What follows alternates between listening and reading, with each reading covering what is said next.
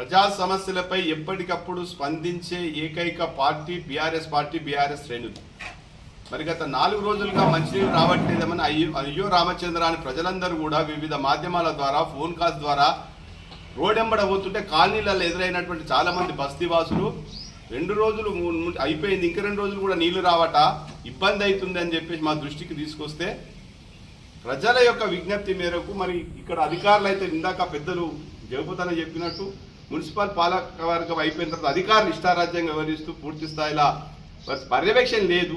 కనీసం కలెక్టర్ గారికి అయినా స్థానిక సంస్థలకు వారు ఇన్ఛార్జిగా ఉన్నారు కాబట్టి కలెక్టర్ గారి దృష్టిలో పెట్టాలని నేను రిప్రజెంట్ ఇచ్చింది. మరి తర్వాత నాయకులు కాంగ్రెస్ నాయకులు మెప్పు కోసం మరి మాజీ చైర్మన్ గారు మాజీ కౌన్సిలర్స్ గారు కొన్ని విషయాలు మీడియా ద్వారా మాట్లాడడం జరిగింది. మీకు అవగాహన లేకపోతే అవగాహన పెంచుకొని మాట్లాడాలి. రాజకీయాల కోసం బీఆర్ఎస్ పార్టీ ఎప్పుడు చేయలేదు. కరోనా లాంటి విపత్కర సమయంలో కూడా 24 గంటలు ప్రజలకు అందుబాటులో మంత్రిగా జిల్లా మంత్రి గారితో మొదలు పెడితే కింది స్థాయి కార్యకర్తల వరకు కూడా ప్రజల కష్ట సుఖాల్లో పాలు పంచుకునే గుణం ఆ లక్ష్యం బీఆర్ఎస్ పార్టీకి బీఆర్ఎస్ శ్రేణులకు ఉన్నది. ఓట్ల కోసం స్థానిక సంస్థలను మాట్లాడతారు మాజీ చైర్మన్ గారు.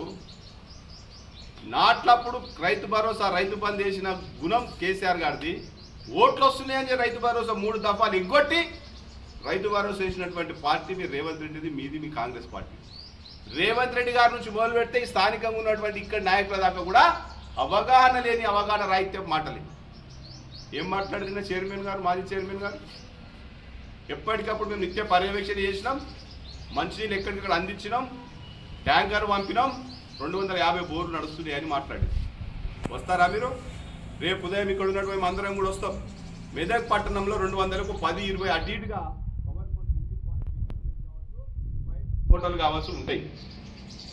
వాటిలో కూడా దాదాపు ఒక 30 మోటార్ల వరకు శ్మశాన వాటికలు గుడులల్లా లోపల వాళ్ళ కంట్రోల్లా వివిధ కుల సంఘాల కంట్రోల్లా ప్రజలకు అవసరం. అంటే ఆ జాతరలప్పుడు పండుగలప్పుడు పబ్బాలప్పుడు వాళ్ళ కంపౌండ్ లోపల శ్మశాన వాటికి పోయి నీళ్ళు తీసుకొచ్చుకుంటారండి ఎవరన్నా?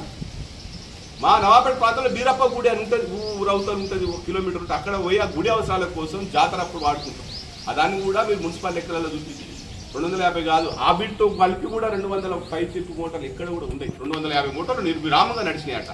3 ట్యాంకర్లతో ఎట్లా పనిచేస్తారండి మీరు? కానీ మీకు ఎమ్మెల్యే కానీ పూర్తి స్థాయిలో అవగాహన లేకుండా పూర్తి స్థాయిలో అక్కడ ఏం జరుగుతుందో తెలుసుకునే పరిస్థితి లేక ఏం జరిగింది, పైపులు వలిగిపోయినాయని మాట్లాడింది. మీకు తెలుసా అసలు అక్కడ ఏం జరిగిందో?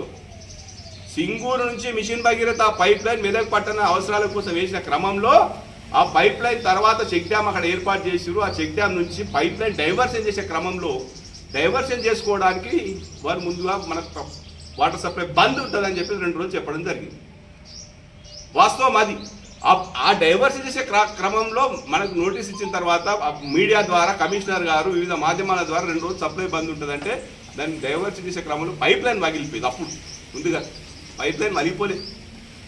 అత్యవసరంగా పైప్ లైన్ వరిగిపోతే చర్యలు ఒక రకంగా ఉండాలి, ముందస్తుగా డైవర్షన్ చేయాలి పైప్ లైన్ అన్నప్పుడు ముందస్తుగా ఆలోచన ఉండాలి. కమిషనర్ గారు ఏం చేస్తున్నారండి మీరు? తమాషానా?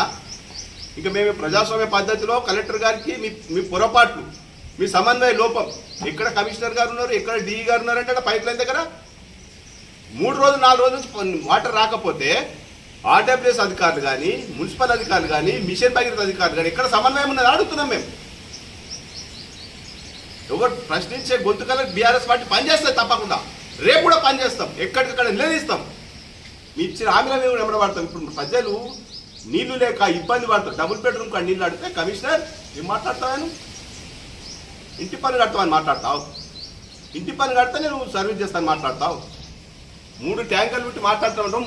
2 రోజుల ముందు మీరు పైప్ లైన్ డైవర్షన్ అప్పుడు ఇంకో 4 ట్యాంకర్లు అప్పటికప్పుడు అద్దెకి తీసుకొని పని చేయాల్సి వస్తుంది. శానిటైజేషన్ చేస్తాం.